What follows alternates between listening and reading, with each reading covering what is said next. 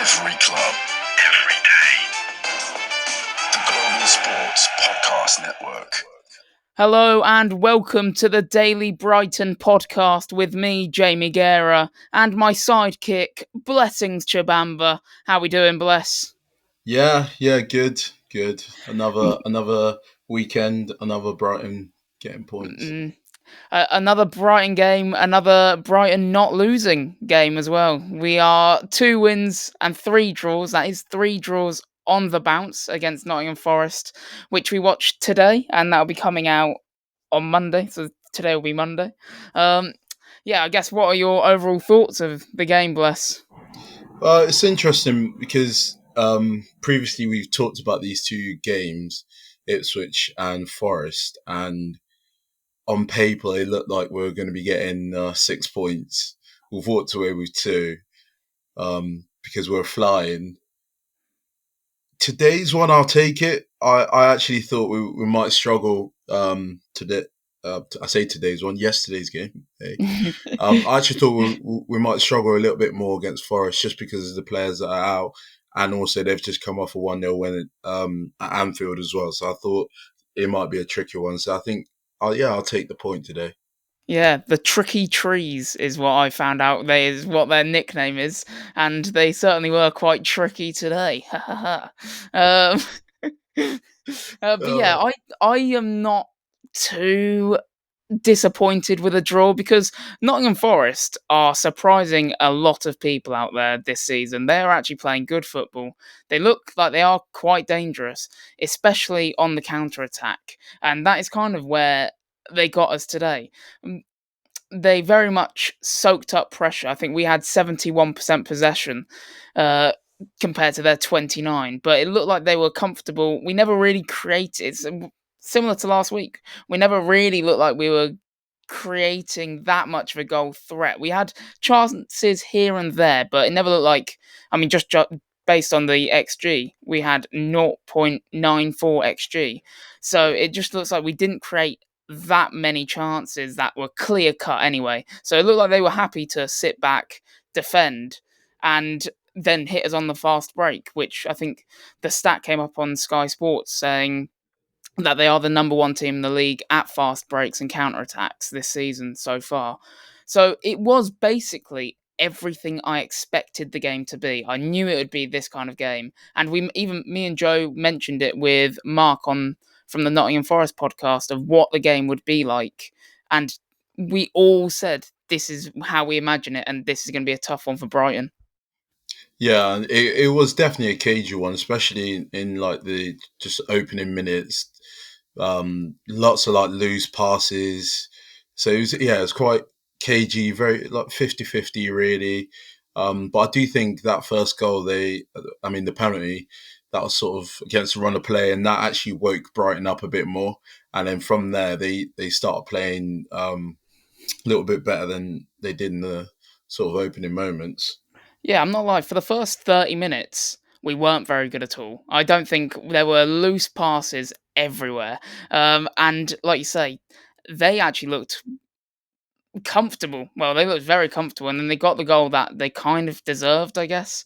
And then that kind of did feel like we then stepped up a gear because the final 15 minutes, probably maybe the last 10 minutes more so, we did look really good. Like that was the Brighton that we have known to come and love, see and love. And then the start of the second half as well was more of the same of like where we started from the end of the first half to then the start of the second half. That they were stints of like great Brighton play, but the overall performance was probably a bit substandard. Yeah, and what I think as well. So the equaliser went in. I think it was a minute before half time, and I think it just came a bit too late for Brighton, and the interval like sort of ruined the momentum. So I really thought that they were playing so well and finally got the goal. If they had a bit more time, instead of having the break, we really could have put them to the sword, and it could have been, a couple more before the break. Yeah, where do you think this leaves us going forward? I mean, that's 3 draws in a row. And like you say, they've come up against Nottingham Forest, who they are good, as we've mentioned, and they have surprised a lot of people. But it is at the start of the season, we were licking our lips, thinking this is an easy 6 points with them and Ipswich. We've only picked up 2. Do you think that's going to affect us going forward? I mean, even though we are still undefeated, I mean, that's being undefeated still is surely something to build confidence on for the weeks coming up. But we need to start putting these games to bed, surely. Yeah, I mean, I'm just thinking about it now, and it's like we should be really chuffed. I'm not going to lie. I mean, Brighton are undefeated in the first 5. That is very good. Um, the way I assess it, though, I think Arsenal brilliant. Arsenal away, brilliant point. We'll take that. Mm. The Ipswich one was slightly disappointing, and then today, Nottingham Forest were always going to be tricky. So it's not too bad, except from the Ipswich one. I think going forward, we need to just find solutions against teams who are going to sit back a little bit more and soak pressure up. Teams who are decent at defending and want to actually defend. That's where we seem to struggle. So that could be Evan Ferguson coming back, much more clinical, and is a good strike on him, or getting Encecil some more minutes in as well. Is this deja vu from last week? I, We're saying the exact same things. We need I to really learn how to beat a low block. Are we going to just say this every single week until we finally learn how to beat a low block? That's it. I think what we got to do is just send the episodes to Hertzer and just be like, Yeah. mate, we've been calling it. Come up with some ideas. Yeah, things need changing, Fabian. Come on. Think you'll listen to us? Yeah, I reckon easily. I mean, he's clearly, we've got 28 episodes of just purely great content. Of course he's going to listen to us. We know our stuff. The fans agree with us for the most part. We've got Chelsea next, so hopefully that won't be a game where we play against a low block. So hopefully that is a game where we can kind of where they take it to us and we can play on the counter more to what our strengths are, probably with Matoma and Minter and players like that. But after the break we'll dissect the game in more detail, and we'll be speaking about the goals we scored and the goals we conceded. So see you after the break. This podcast is part of the Global Sports Podcast Network, the only network bringing you exclusive daily news and views on your Premier League team, the Premier League, women's football and fantasy football. A unique listening experience that puts fans first, bringing you the very latest breaking news from your team. Subscribe wherever you get your podcasts and make us your first listen every day. Global Sports Podcast Network. Every club, every day. And we are back after that lovely little advertisement from myself. And bless, we're here to talk about the good things that we did today, and that was the goals which happened in the 42nd and 45th minute. We really kicked on in that towards the end of the first half. I guess, talk me through what we did well for the first goal in terms of Hinchelwood getting his first goal since February, I believe. Oh, I've just realised it in the previous segment I said to get a second goal before the half time, and I forgot about my guy's goal. Anyway, I'm sure we'll get to that bit, so I'm going to hold off.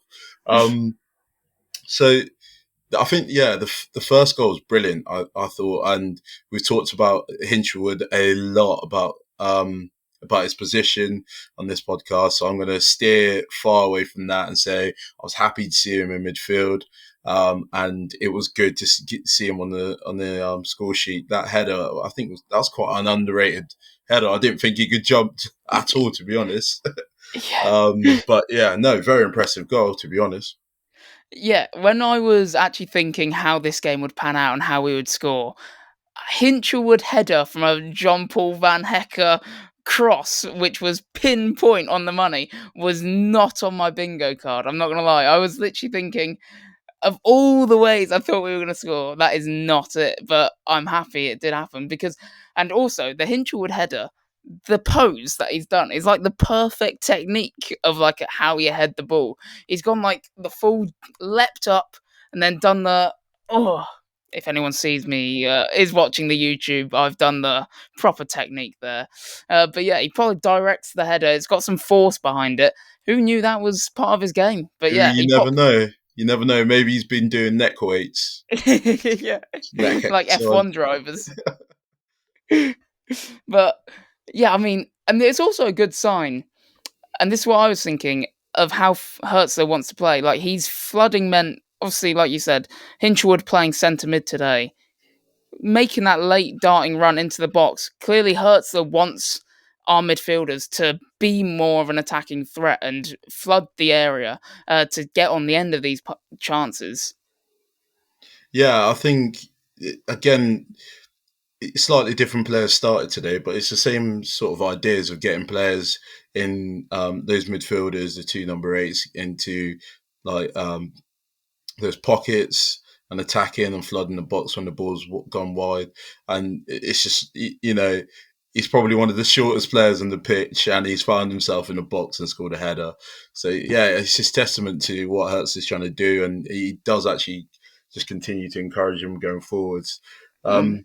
Thinking of next game, do you think Hinshaw starts in midfield?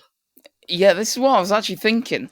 And I was thinking when I saw his name on the like team sheet, and I saw him that he was playing centre mid. I was thinking that's what I thought might happen, but I didn't say it anywhere. But I was thinking this is where he belongs, and hopefully he does take that. This is where he should be playing. Put it that way. He should not be a fullback. He should be a centre mid because he had a really strong game. I felt.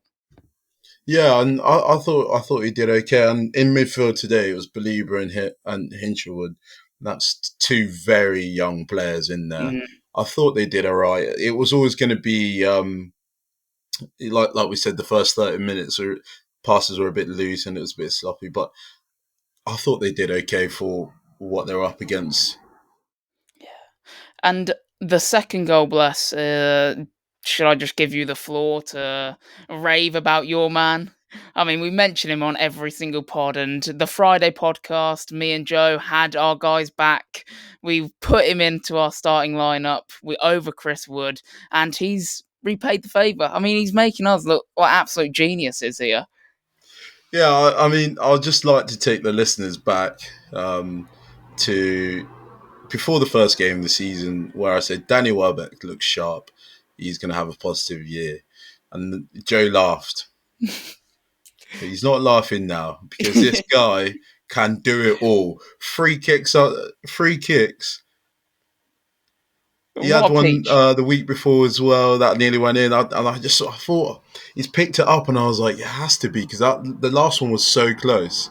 It has to Mm. be, and he's found the corner. Absolute, honestly, Yeah, I don't actually. know what else to say. I've said all the sort of praises for Danny Welbeck. I'm not even surprised anymore, to be honest. Yeah, I'm not like I actually forgot about the Ipswich one last week where he came so close. And do you reckon he's on the training ground practicing these free kicks as he gets older? He's just becoming the next James Ward-Prowse. I think so, mate. Surely, I mean that was David Beckham-esque, mate. That is, mate.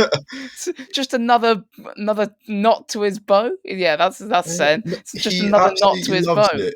And he's whipped it. Like the keeper's got no chance. Mm, Quality to see. I mean, I was looking on the pitch. I was like, who would actually take it? But I guess time on the training ground. That guy Welbs always provides. I said my prediction was a Danny Welbeck goal and a 2-1 win for Brighton. So I'm a little bit disappointed mm, in mm. that it didn't come through. But I was correct again. Danny Welbeck on the score sheet. So what else do you want? Mm. And I mean, the thing that I liked most about that goal is obviously the peach of a goal, the world class finish. But before that, to win the free kick was direct play from my guy Matoma, and is there anyone better when he's on form sprinting at you? are there many fullbacks that can actually defend against it? Because Olaranya is a decent player. He's quick, he's strong, but just a little bit of trickery to get past him and then making him nibble to commit the foul just shows how good of a dribbler and what a dissertation in dribbling really does for your career. Yeah, I mean, Matoma, we know what we're getting from him. He's very good, and I particularly liked a cross he put in with the outside of his boot, and my guy Danny Welbeck was just a little bit too late to sort of get on the end of it. But Matoma can go on the outside, he can cut back in, and if you do give him a sighted goal, he's usually deadly. So it's interesting now because I think teams are sort of what he does because he's so good at dribbling. Defenders come towards him, and that just creates space for everyone else around the pitch. So again, just top marks. I think he just needs to get a couple more goals and continue kicking on. I'm not lying. I think I have Mitoma as my man of the match. I don't know about you, but I just thought his directness today was like no one could really stop him. Like once he gets that space on the outside, if he just gets a one-on-one where the fullback doesn't have a defender like helping the fullback, then he is as dangerous as any other winger in the world. To be honest, I think like his burst of pace. He can go left and he can go right. Often putting crosses today and created so many chances for us, like the one that you said with Welbeck. That just decision making there today as well was perfect. Like he could have easily had 3 assists if people just got on the end of his crosses, or if your guy finished the one that was very close to goal. Careful. To be fair, I will defend Welbeck. I mean, how did he wiggle through those 3 men inside the box? I mean, he megged that Elliot Anderson, then jinked past Olaranya, who's just put an outstretched leg, but then the finish, lad, it's got to go in. It's one of them. This guy can do everything. Sometimes it doesn't go in for you, but he can do the dribbling stuff as well. He's honestly this year, Danny Welbeck is rolling back the years, and he's stage fit as well. I remember Rich was saying that he's very injury prone. He has stayed fit. He's stayed quite consistent as well. So happy days. Yeah, long may it continue. I mean, he stayed fit for 5 games. Hopefully, it carries on. Oh, it's Danny Welbeck. Have you seen his record? Yeah, he's definitely missing some time. Then that's when Ferguson can step up. But yeah, after the break, we're going to be talking about some things that we did less well, how we conceded for those that are wondering and want our opinion, and also some controversy around today's game. So yeah, see you after the break. Do you have a story to tell that the world needs to hear? Have you struggled with reaching new audiences who are engaged with your story? It might be time for you to start a podcast. Let me tell you about a platform we use here at Global Sports Podcast Network. Zencastr makes it easy to start a high-quality podcast built for growth from day one. With 4K audio recording from your phone and AI editing that automatically removes ums, ahs, you knows, and 22 other speech patterns, Zencastr makes it easy to start a podcast that sounds great. Ready to tell your story? Check out the link in the show description to learn more about Zencastr. And welcome back to the Daily Brighton podcast. We are still reviewing the 2-2 between Nottingham Forest and Brighton today. And we've covered all the good things that we did, the goals we scored, but now it's time to get to how we conceded some goals. And the first one, bless, controversial. Online, people, some Brighton fans, I've been reading in our group chats that they aren't very happy with the penalty. What's your take on it? Do you think it's clumsy from Belieber, or do you think there's enough contact from Belieber, and it's quite intelligent from Hudson-Odoi to slow down his run? Yeah, I think that's it. That's it. There, it's very clumsy from Belieber, and Hudson-Odoi is just. It's what all strikers are doing at the moment. They'll put their foot in the way because they know the contact's coming. There's contact. So for me, it was a pen. I'll be. I mean, if it was the other way around, then that's not given. I think we're kicking off. So Yeah, that. that's the way I looked at it. I was like, yeah, I think there's got to be a pen. See, you're a better man than I am because I never look at it like that. I'm always like, no way, absolutely no way, ref. That's not a pen at all. I did look back on it, and I do think, yeah, probably a bit clumsy from him. The poor guy. I mean, he's had an absolute outstanding week, so I won't be too harsh. And this wasn't his best game, but though, well, the first half in particular, he wasn't very good. The second half, he did get better. Like, he gave away the ball much less. But yeah, I think it was pretty clumsy from him, and it is intelligent play from Hudson-Odoi just to put his foot there.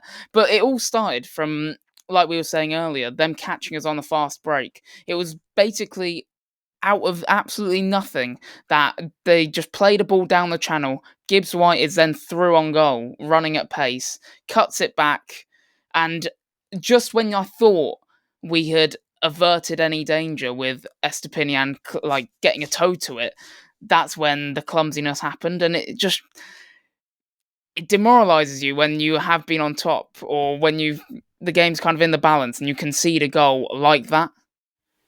Yeah, and it's that old thing of controlling the game and making sure these breaks are not happening or they're not happening as frequent. Obviously, it's the Premier League, so that like teams are going to get chances, but it was a bit lucky. As you said, Estepinian's got his toe on it, and you think that they might have got away with it, and then in a clumsy challenge from Carlos Yeah. Baliba. I think he's on the wrong side as well. He's probably not expecting. I think the touch off Estepinian changes the direction of the ball slightly, and he's probably not expecting it to go there, and he's just trying to nip it in front of him. But yeah. Do you think this is his age showing as well? Do you think a more experienced player wouldn't have committed that foul? Yeah, it could be. I think that would be a fair assessment because if you look at Callum Hudson-Odoi, he's not facing the goal, so there's no imminent danger for you to jump in like that. I think, a more experienced player, perhaps. I wanted to say Milner, but I'm like, I don't know, Milner might jump in there.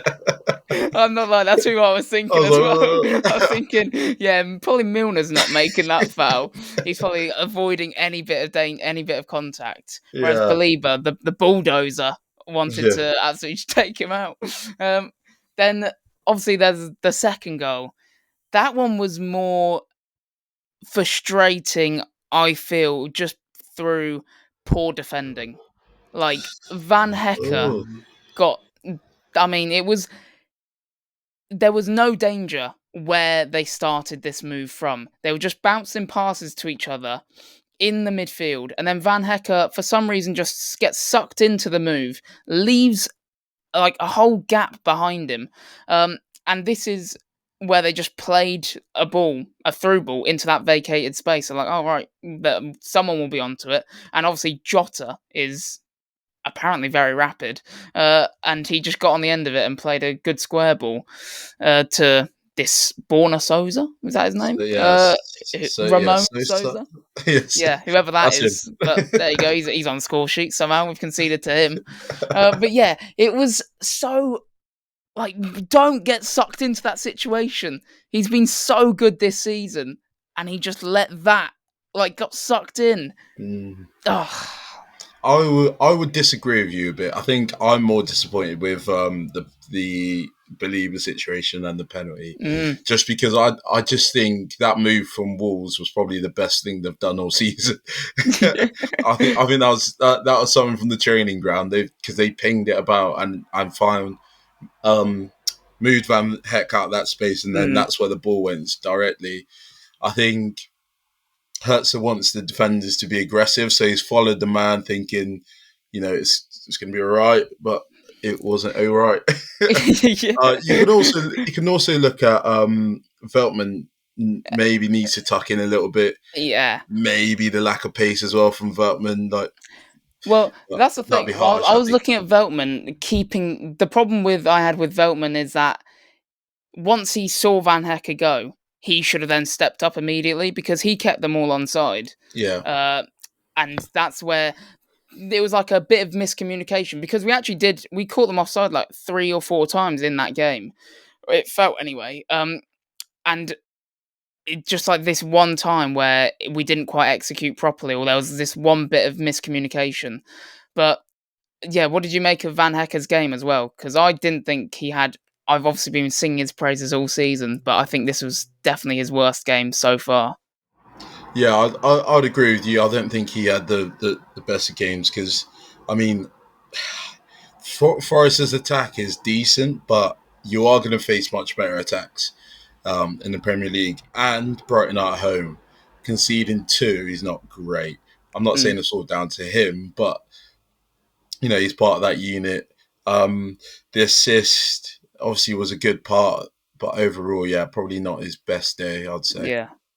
Yeah, defensively, I think he was quite loose on the ball, kind of gave it away a fair bit, but I think that was also the whole kind of consensus of like the team and basically kind of everyone on the pitch. Like everyone was giving the ball away, so I won't be too harsh on him. And then the final bit of controversy is obviously the red card. 2 yellows for Morgan Gibbs-White. What did you think of that? I think the second challenge, mate, he is flown in there, absolutely taken Pedro out, and Pedro was even limping like 5 minutes after it.